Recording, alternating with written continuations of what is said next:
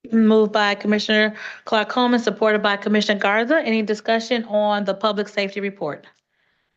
Any discussion on the report? Seeing none, hearing none? Let us know when we can vote. Okay, please vote. Motion carries. Thank you. Next item, please. We're on Report G from the Committee on Government Operations. There are 4 items listed on pages 12 and 13 of the agenda. Commissioner Clemente. Thank you, Madam Chair. I would like to move items 1 through 4 for approval. Okay, moved by Commissioner Clemente, supported by Commissioner Jesus. Any discussion on the government operations report? One is a receiving file. Okay, receiving file number 1, approve the balance. Commissioner Colleen. Madam Chair. Item number 2, the Indigent Defense Services. Can somebody explain to me what this is, you know, because this involves the state. What does this mean, establish terms and conditions under which the court will transition the processing of payments? Well, what does that mean? Does that mean some of these attorneys under the MIDC have not been paid? We need another mechanism for that. What does this mean?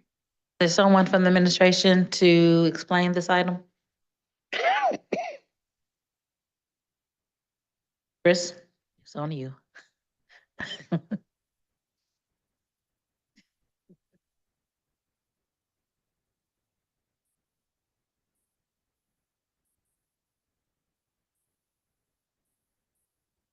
Ms. Allen, then our counsel. Go ahead, Ms. Allen.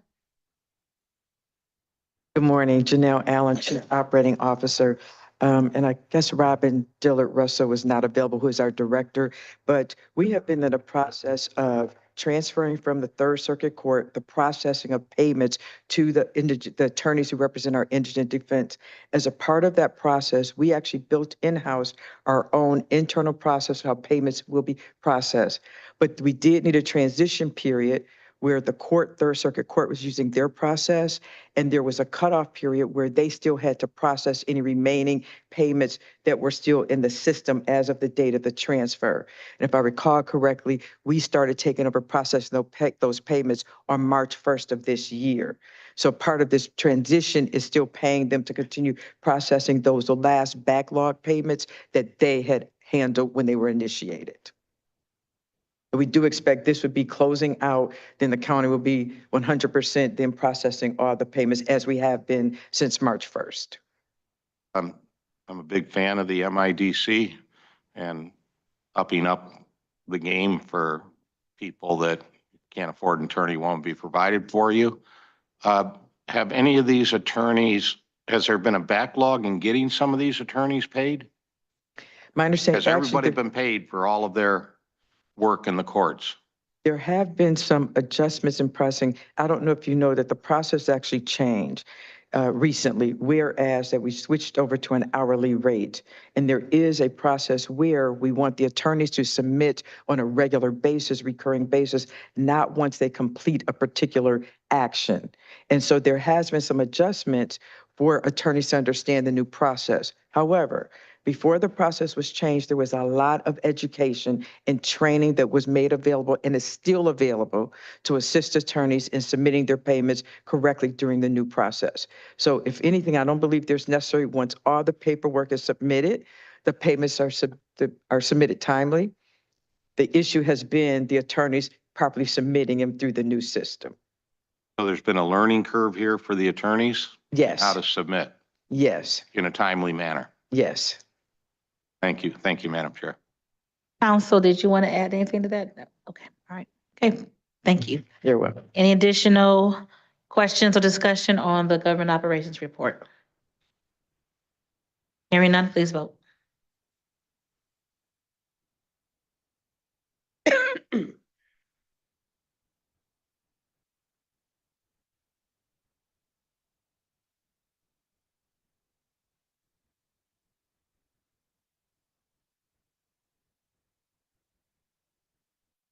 Motion carries.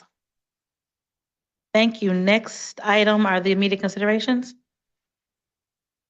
Or do we have another report? Okay. We don't have any. On page 13, go ahead. We are on page 13 of the agenda, upcoming meetings. Please note the upcoming meetings. Ways and Means is today at 1.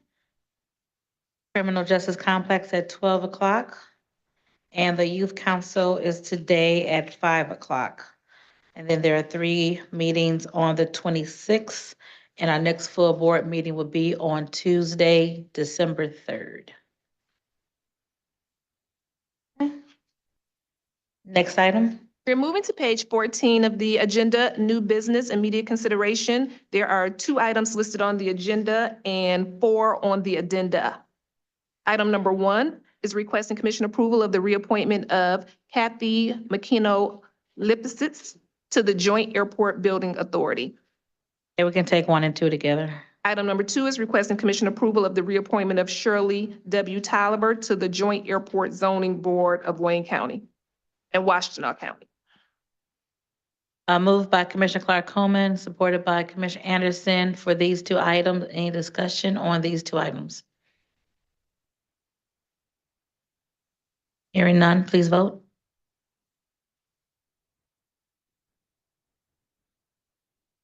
Motion carries. Okay.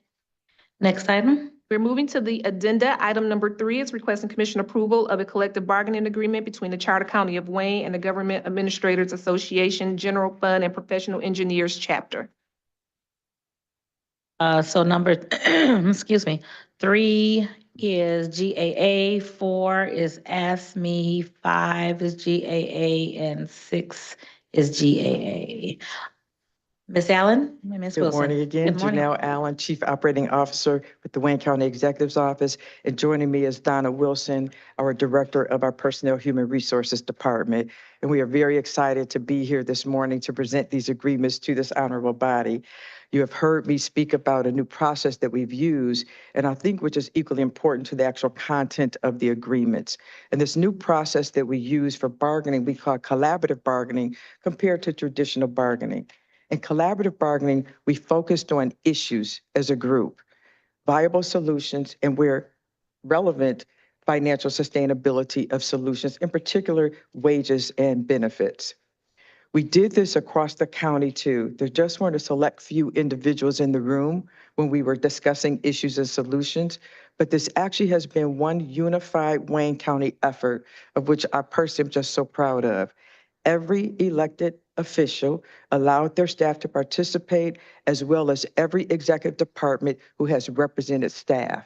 Because we wanted staff at all levels, from the front line, mid-level, our leadership teams, to be in the room to discuss how we're going to operate. This is all done for the ultimate goal of having one united county that we are very competitive, where we will be an employer of choice, where employees want to retain and stay here and come to the county. So this is all about retaining and attracting talent. Through this process, I said we focused on issues. And we want to be competitive also with operations and our wages. From the wages side, and you've heard me describe this before, we use what's called a right-sizing process. And right-sizing, not in the sense of trying to eliminate positions, but right-sizing in the sense of having the right jobs, the right talent, so we can pay the right salaries. The right jobs entail us actually looking at every one of our classifications and updating our job descriptions to have the main duties and tasks reflect what the county currently needs to have done. Not necessarily what has been done in the past or what people just choose to do, but more what do we need to do as a county to fulfill our mandates and why we exist. So we looked at all of our job descriptions. We also had to look at then the minimum qualifications to make sure that we are retaining and attracting the right talent, or making sure that our staff have the qualifications and the skills needed to perform their jobs. We call that the right talent. And then instead of just doing across the board increases, whereas this is one area where one size does not fit, we literally looked at each classification to determine what does the market say is a competitive wage. And we were able to complete this with regard to our AFSCME, the non-supervisory unit, which actually represents the largest number of our classifications, which are more of our entry level and we'll say mid-level non-supervisory positions. This entailed reviewing over 100 classifications, which we've now updated to actually condensed to their less than 100. That does equate though to more like over 1,000 positions though, because we have multiple positions in the same classification. But this was done, as I say, countywide, because a number of our classifications, you know, they're used throughout the county. And while some are one size fits all, so the same type of job, there are a lot of uniqueness, which is why we needed everyone at the table to represent us from our elected offices, as well as the executive departments to say, are these jobs similar? And if not, how are they different? And articulate that, including updating our job titles. And then, as I said, we did market analysis for each of the updated classifications and then came up with new minimum salaries. Through this process, the lowest increase is 5%, because we actually, believe it or not, the county was at market for a few of our classifications, not most, I will say. But we realized that for our staff who have been with us, we need to recognize them as well. So even if someone was at market or within 5%, you got at least 5%, or you will get the new minimum. This is for our AFSCME classifications, because we had to do those first. Those are our feeder classifications to then go into our GAA general fund. GAA represents our mid-level management. These are our department supervisors, department managers, department administrators. They also represent an executive service that are treated like appointees at will. We have not done that group yet, but these are the group that, again, are mid-level managers. For this group, though, we had to complete the AFSCME updated classifications, so now we can do our mid-level management. So the agreement before you for GAA General Fund, it includes interim salary increases. And interim in the sense that our GAA members have been very involved in this process as well as GAA leadership. However, we have not concluded how we need to structure that series because we found there are a lot of disparities and inconsistencies throughout the county, meaning you could have staff in the same classification, but actually making different salaries with different types of requirements. We found that unfortunately we may have some staff who have a higher classification with less complexity than someone with the lower. We cannot have that, as you know, that just breeds a lot of disparity and just low morale. So we want to have internal parity. We've done a lot of research on how we should restructure this group, but we're not quite finished there. So GAA, we agreed to some interim salary increases, which amount to a methodology of 5% of your actual salary or 5% of the highest AFSCME classification minimum salary, because we've gotten those tied to market. We also allowed, though, that there are still some areas where to make sure there's parity, there might be some other minor adjustments for the salaries other than that methodology, but at least in the interim, we want to make sure that we're not increasing any type of disparity while we now go restructure all of the GAA series. Once we restructure that, then we'll do market analysis based on the new series. The new series is also going to distinguish between staff who manage other staff and those who manage more so program or program components. Not to undervalue those who don't manage staff, but we want to properly value those and compensate those who manage staff. And that will be coming. So with GAA, as I said, these are interim increases. We absolutely envision coming back to you. We have set out we actually have a group. We're working on this. Again, we've included all of our members throughout the county, our leaders throughout the county, and elected officials who are going to be at the table with us to say, how should that series be restructured and do our market? When that is done, as I said, we plan on coming to you if the market warrants additional increases and coming back within, I would say, the next 6 to 8 months. And we'll keep you updated there. We also, through this group, have our GAA nurses, which are in 2 units, and our nurses work in our public health division as well as at the juvenile detention facilities. Those salaries have been bargained. Those are permanent for this term. And also we went through the same process, full engagement at the table. I do also want to note that through this process has been very arduous. It has taken a lot of time, a lot of, I would say, blood, sweat, and tears from everyone across the county. But this was also something that we needed to do because it's actually the foundation of us now going to update our pay plan, which has not been updated, I understand, in over a decade. It's antiquated, it's outdated. And what we have done here in-house with our own subject matter experts, I've been told that this engagement would have cost millions if we had outsourced this. Because we've used our own talent who knows what our jobs are, knows what the qualifications are required. We have an in-house compensation specialist who did all the market analysis. This is now going to be used for the foundation of our new pay plan that will align with these new salaries. So our new minimum salaries are reflected here. And when we have those interim cost of living adjustments, if you will, those will get automatically updated in our pay plan, which the county has not done in the past. I should also note there's something very critical here, that we realize to effectively manage, you must measure. We're going to start measuring performance. This is in no way intended to penalize. It is intended to enhance and improve performance. And so we also have a performance evaluation program that actually launched at the beginning of this fiscal year. And tied to that program, our employees will also be eligible who receive at least even needs improvement, a one-time bonus. And that is built into the agreement. So as of October 1st of this year, it actually be, everyone received a 2.5% increase across the board or wheel under this. I also want to note too, to reward all of the hard work that everyone has invested in this process, the increases for the minimum salaries are going to be retroactive to October 1st of 23. We have been doing this for a year, and we truly want to reward all of our staff who participated in this. And so we had to get these done, as you realize, because that it's still that fiscal year is ended, but the money has, my understanding, has been allocated, so we can finally get this money into our employees' pockets. But those the minimum salary increases will be retroactive to October 1st of 23.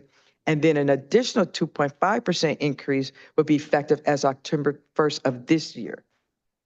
Next year, that 2.5 will decrease to 1.5% because then there'll be a corresponding bonus that's available.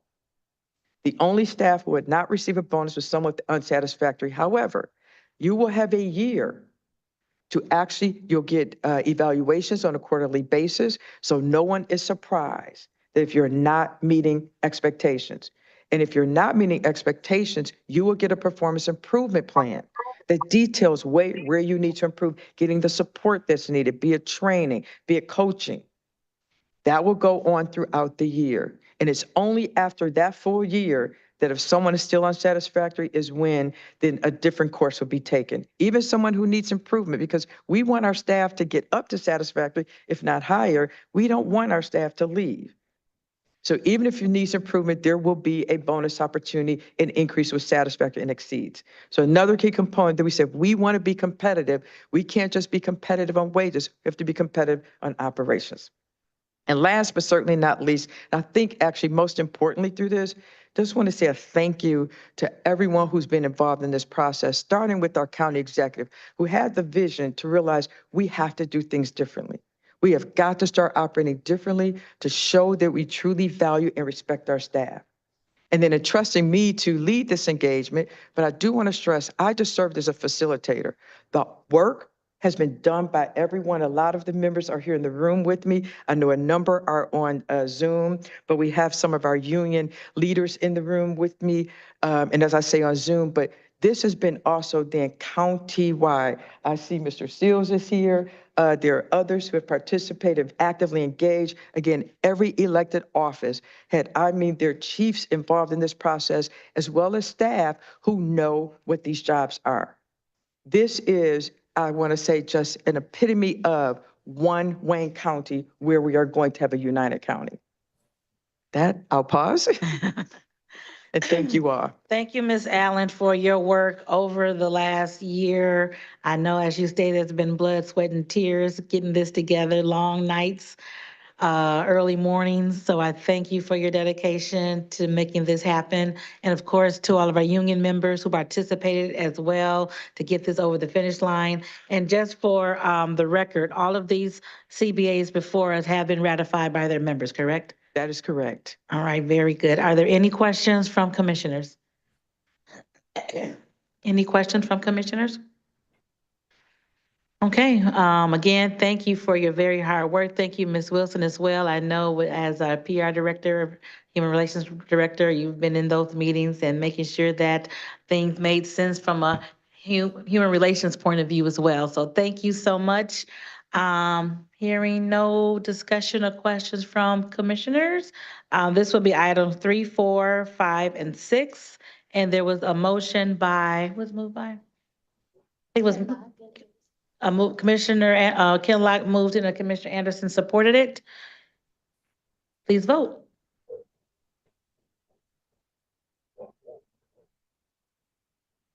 Thank you, ladies, so much. And again, to all of the union members and leadership that worked tirelessly to get this over the hump. We appreciate you. Okay. All right. Motion carries. All right, thank you so much. And that was 3, 4, 5, and 6 under new business immediate consideration. All right, next item, please. We're moving to B, testimonial resolutions and certificates of appreciation. There are 9 items listed on pages 14 and 15 of the agenda. Okay, is there a motion to accept the testimony resolutions and certificates of appreciation? Moved by Commissioner Marecki, supported by Commissioner Hayes. Any discussion on these items? Hearing none, please vote.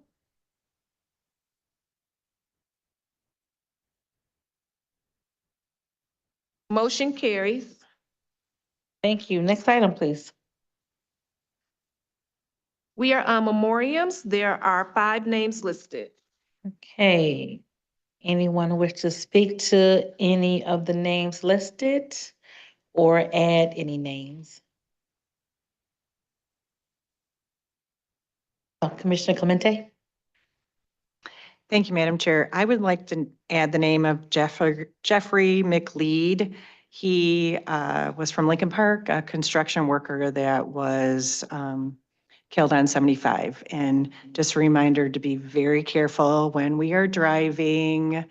It was a very unfortunate thing. He was a man that was taking care of his family and was active in the community. So it's very sad. So thank you. And I want to send my condolences to his family. Absolutely. Sending all of our condolences to the family. Slow down on the freeway. Slow down and move over.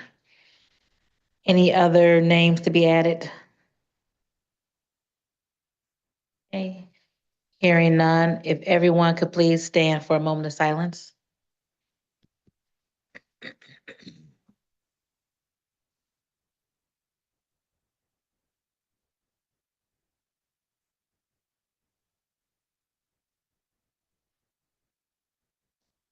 Thank you. Next item. Public comments. Anyone on Zoom for public comments? Public comments, everyone has 2 minutes. Anyone on Zoom for public comments? No hands raised? Anyone on the telephone for public comments? Any emails for public comments? No emails were received. Any cards for public comments? I do have a card. Darlene Buffington. Hey, come on up, Ms. Buffington.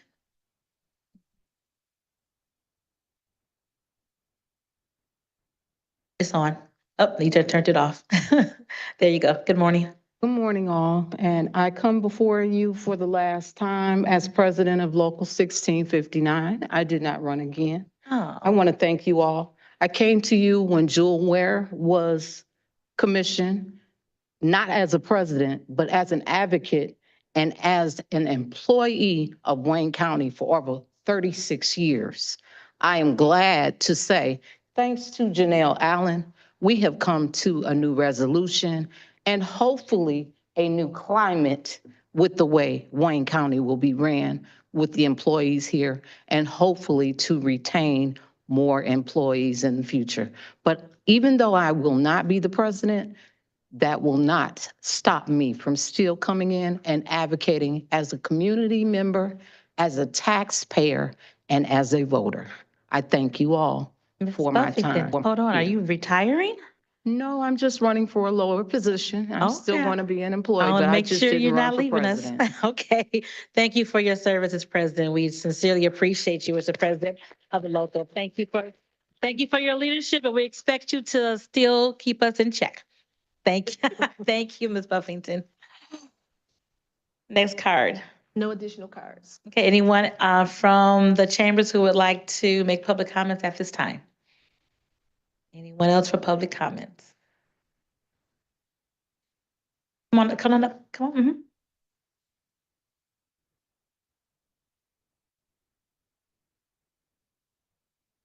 Local 101, I just wanted to thank you all for your support in approving our CBA. And I want to thank everybody that was involved in the process. It was rather long and arduous. When the CEO says that everybody was involved, she wasn't kidding. I think from this point for the rest of my life, the word Zoom may be an inappropriate word in my life.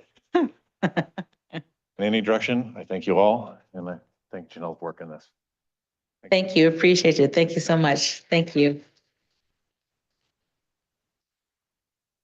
And let me thank our fiscal staff who gave us the fiscal analysis this morning for all of those contracts. So thank you to Mary and Terrence for getting that information to us. We appreciate your hard work on analyzing the CBAs as well. Thank you. One last time for public comments. Okay, next item. Reconsiderations. There are none. Remarks by members? Did I take that from you? I'm sorry, Madam Clerk, go ahead. Remarks by members. Okay, Commissioner Clark Coleman. Turn it back on. You turned it off, yep. Sorry. Mhm. Thank you, Madam Chair. Oh, I'd like to take this chance to congratulate Janelle and certainly our Director of Human resources? Personnel. Yes. Yes, for an outstanding job. Mhm. It shows that with collaboration, which is what I think they used here, we can come together for the good of the entire county. And I think that this is what happened. So I will end this by saying that if you have a problem, give it to a busy woman and it will be done. Thank you. Thank you, Commissioner. I think we all echo those sentiments. Commissioner Scott, did you have your hand raised? No. I'm sorry. Additional remarks? My mic on, I'm sorry. Oh, okay, you're fine. Thank you. Remarks by members, Vice Chair Pro Tem Baydun? Thank you, Madam Chair.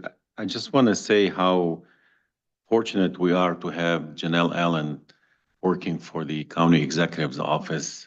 You bring to the table a wealth of knowledge, your calm demeanor, your ability to bring people together. I remember during COVID how hard you worked. You worked with me on several town hall meetings, to get the information out to the public. I just want to applaud you again and thank you. We're blessed to have you in Wayne County. Yes, we are. Thank you so much. Thank you. We all agree on that one. Any additional remarks by members? Commissioner Hados? Yes, probably I wouldn't have another chance to say thank you to Janelle. She was born for this job. Did everything in excellent way, everything the other Commissioner Clark Coleman. Everybody on the commission, I think, feel the same way about her. I think the administration lucky to have such personality. I want to thank you from the bottom of my heart. Thank you, Commissioner. Thank you. Madam Chair? Yes. Just want to mention that the media had to leave. But if you would like to stay around to take some pictures with Ms. Al-Hadaf, please stay around. Thank you. Thank you, will do. Thank you. Any additional remarks by members? And remember that we have committee meetings on next Tuesday, And let me just say happy Thanksgiving to everyone for next week. Enjoy your family, enjoy your dinners. Thanksgiving is a time for us to reflect, to be thankful and grateful for all that we have. So I hope everyone has a wonderful Thanksgiving. And we have 2 more comments.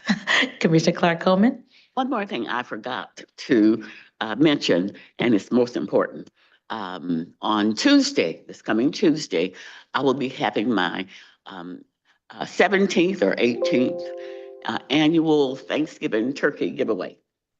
We will be giving away over 600 turkeys, as well as a bag of side items that will allow for the preparation of a complete Thanksgiving dinner.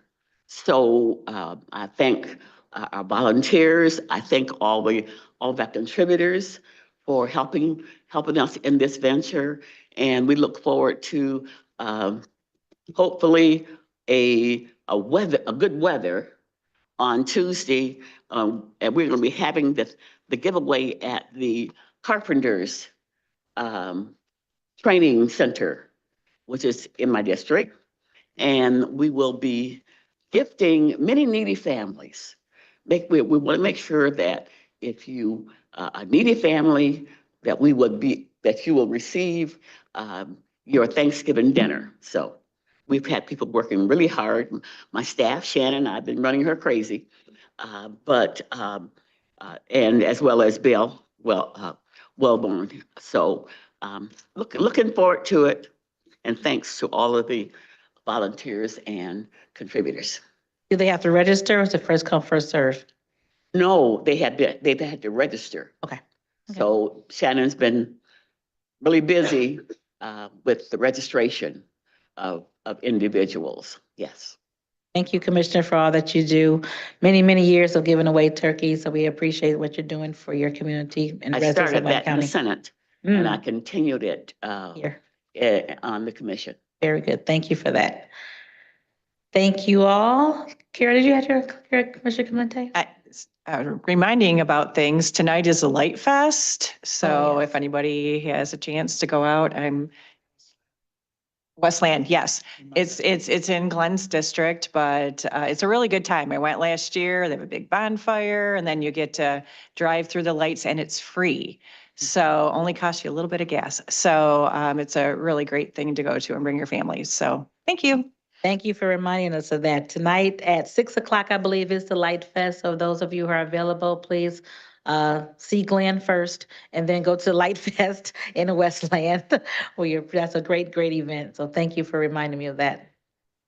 Any additional remarks by members? All right. Hearing none, remember we have a meeting at 12 o'clock, a meeting at 1 o'clock, and you can meet Miss else, I'm not gonna mess up your name, but we'll meet her after the meeting. We're done. Alyssa's mom. Thank you. Meeting adjourned.